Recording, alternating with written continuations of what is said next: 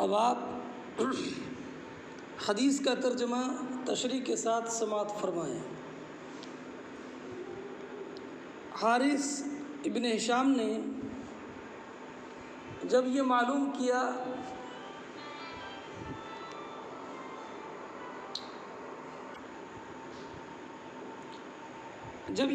کیا یا رسول اللہ کیف یاتیک الوحی،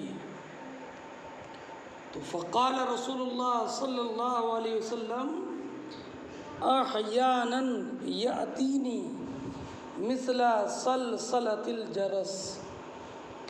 احیانا حین کی جمع ہے۔ حین کا معنی مطلقاً وقت، قلیل ہو یا کثیر۔ قرآن کریم میں هل أتى على الإنسان حين من الدهر لم يكن شيئا مذكورا۔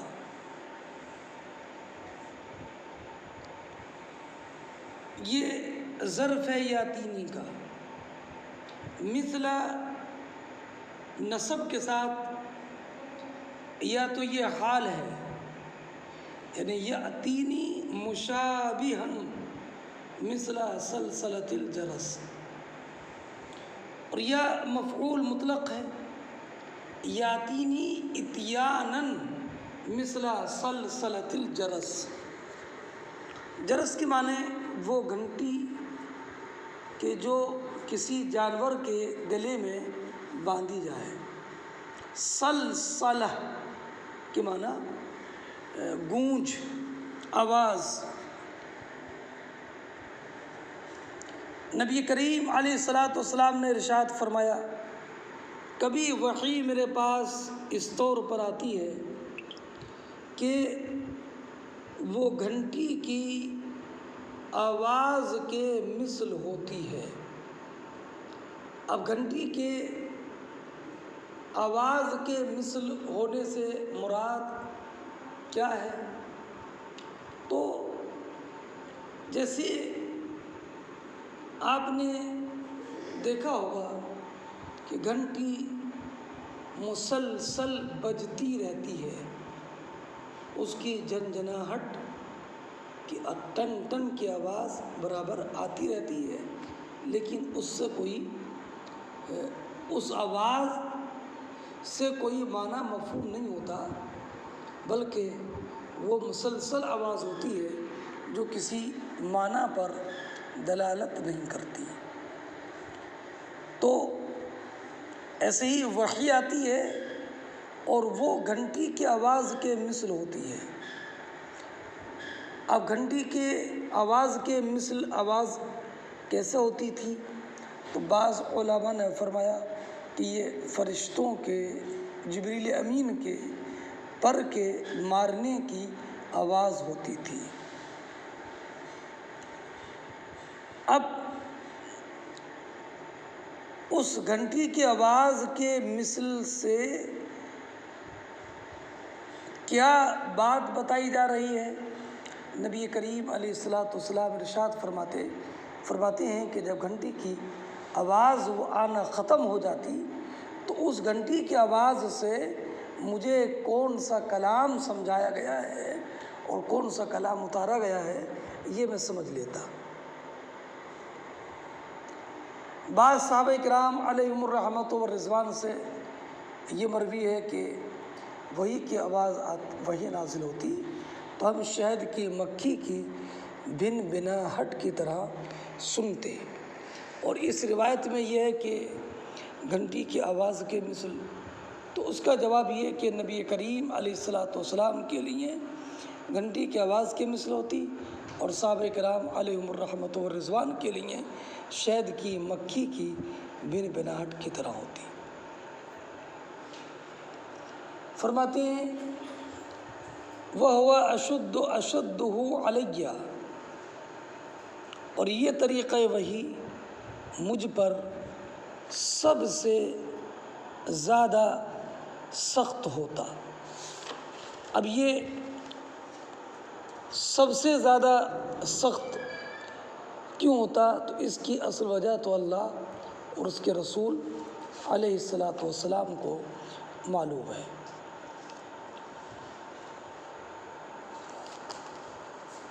فرماتے ہیں یأتینی مثل سلسلۃ الجرس وہو اشدہ علیہ، اور وہ اور طریقہ وحی کے مقابل میں مجھ پر سب سے زیادہ سخت ہوتا۔ فیفصم عنی وقد وعیت عنہ ما قال، وقد وعیت، وعا یعی کے معنی محفوظ کرنا، اور یہ واو حالیہ ہے۔ فصما یفصمو کے معنی جدا ہو جانا، فیفصم عنی وقد وعیت عنہ، تو یہ کیفیت مجھ سے ختم ہوتی اس حال میں کہ میں محفوظ کر چکا ہوتا اس بات کو جو فرشتہ بتاتا اور فرشتہ کے ذریعے اللہ رب العزت نازل فرماتا۔ وَأَحْيَانًا يَتَمَثَّلُ لِي الْمَلَكُ رَجُلًا فَيُكَلِّمُنِي فَأَعِي مَا يَقُولُ۔ ملک یہ اصل میں ملک ہے، اس کی جمع ہے ملائک، تا جو ہے جمع کی تانیث کے لیے ہے، جیسے شمل کی جمع شمائل۔ اب ملک کے بجائے ملک یہ تخفیفاً کہا جاتا ہے۔ ملک فرشتہ وہ نورانی مخلوق کہ جس کو اللہ رب العزت جل جلالہ نے گناہوں سے معصوم رکھا ہے، اور مختلف شکلیں اختیار کرنے پر ان کو قدرت عطا فرمائی ہے۔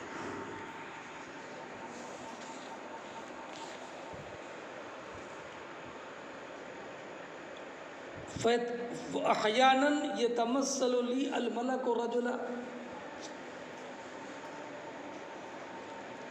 رجلاً یہ منصوب بنصب الخافض ہے، اصل میں ہے یتمثل لی الملک تمثل رجل فیکلمنی فاعی ما یقول،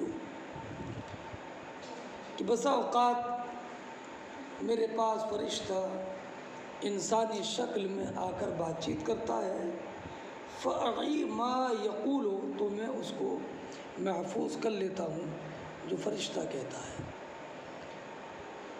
رجل کی جمع رجال ہے، اکثر جبریل امین علیہ السلام دحیہ کلبی کی شکل میں آتے، اور کبھی کسی عرابی کی شکل میں آتے، اور بشکل بشر آ کر نبی کریم علیہ السلام سے کلام کرتے، اور نبی کریم علیہ السلام فرماتے ہیں فاعی ما اقول، تو میں اس کو محفوظ کر لیتا جو وہ کہتا ہے۔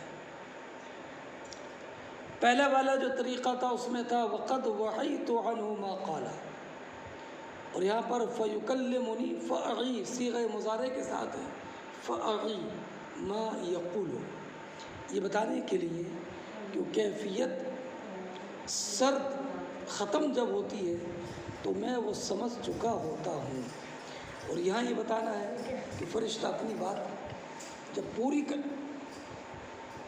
پوری کر لیتا ہے تو اس کے بعد میں اس کی بات کو سمجھتا ہوں۔ عائشہ ابرہ یہ معاملہ کہ زیادہ کر انہی دو طریقوں میں وحی کا نزول کیوں ہوتا، تو علامہ عینی علیہ رحمت و رضوان نے ارشاد فرمایا کہ یہاں پر سامع نبی کریم علیہ السلام ہے اور قائل جبریل امین ہے، تو سامع اور قائل میں تناسب مناسبت ضروری ہے۔ نبی کریم یا تو سامع مخاطب سے قریب ہو، اور یا مخاطب سامع سے قریب ہو جائے، تو جب نبی کریم علیہ السلام پر غلبہ ہوتا صفات بشریت کا، تو جبریل امین شکل بشر میں تشریف لاتے، اور جب قوت روحانیہ کا غلبہ ہوتا تو نبی کریم علیہ السلام پر وحی اس طریقے پر نازل ہوتی کہ صرف گھنٹی کی آواز محسوس ہوتی۔ اگلا جملہ ہے قالت عائشہ۔ اب یہ قالت عائشہ اگر اسی سند کے ساتھ ہے جو پہلے ہے، یعنی حدثنا عبداللہ بن یوسف قال اخبرنا مالک عن ہشام ابن عروہ عن عائشہ، تو یہ سند کے ساتھ حدیث حضرت عائشہ کا یہ قول ہو جائے گا۔ اور اگر اس سند کے ساتھ یہ مروی نہیں ہے، قالت عائشہ الگ ہے یہ، تو پھر یہ تعلیقات میں سے ہو جائے گا، یعنی قول بلا سند کے ذکر کرنا۔ عائشہ کہتی ہیں، عائشہ صدیقہ رضی اللہ تعالی عنہا، عائشہ نام کی 10 صحابیات اور ہیں۔ عائشہ بیان فرماتی ہیں وَلَقَدْ رَأَيْتُهُ يَنزِلُ عَلَيْهِ الْوَحْيُ فِي الْيَوْمِ الشَّدِيدِ الْبَرْدِ فَيَفْصَمُ عَنْهُ وَإِنَّ جَبِينَهُ لَا يَتَفَصَّدُ عَرَقًا۔ میں نے نبی کریم علیہ السلام کو جب وحی نازل ہوتی تو سخت سردی کے دن میں دیکھا کہ نبی کریم علیہ السلام سے جب وحی کی کیفیت ختم ہوتی تو نبی کریم علیہ السلام کی جبین مبارک سے پسینے کے قطرات ٹپکتے ہوتے۔ اب اس سے یہ معلوم ہوا کہ وحی کے نزول کی شدت تمام طریقوں میں تھی، چاہے وہ انسانی شکل میں فرشتہ ہے یا گھنٹی کی آواز ہو۔ وجہ اس کا سبب، اس کی وجہ یہ ہے کہ نبی کریم علیہ السلام پر نزول وحی کا بہت زیادہ بوجھ پڑتا تھا۔ اس کے اثر سے چہرہ مبارک کا رنگ متغیر ہو جاتا، کبھی پیشانی پر پسینے کے قطرات نمودار ہوتے، کبھی بے چینی پیدا ہوتی، کبھی سانس تیز ہو جاتی، کبھی خراٹے کی آواز آتی۔ کیوں؟ یہ سب وحی کے بوجھ کی بنیاد پر تھا، اور کیوں نہ ہو۔